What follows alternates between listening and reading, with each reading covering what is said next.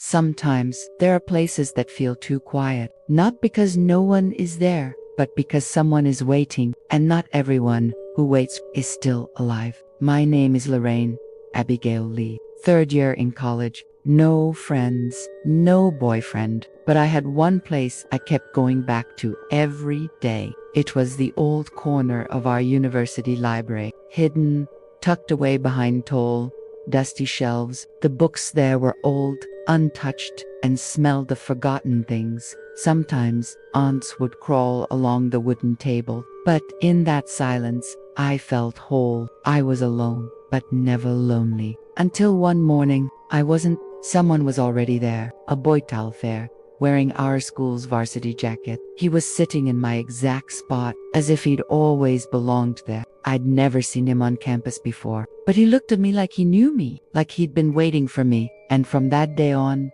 he never left. Every time I went to the library, he was already there, silent still, staring out the window or flipping through books he never finished. There was something about him, familiar but out of place, like a photo that didn't quite fit the frame. One afternoon, I noticed his ID lying on the table. It looked old to old. The design wasn't the same as ours. The year printed on it, 1984.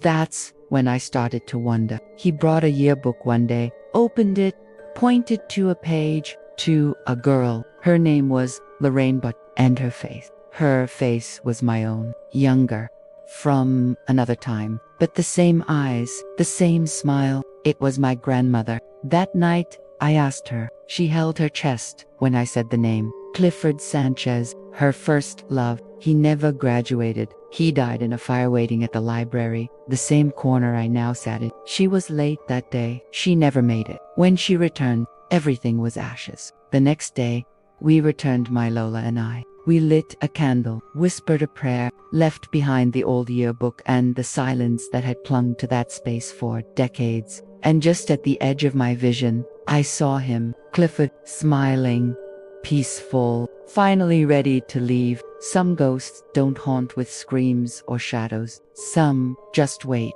in the corners of memory, in promises left unfulfilled.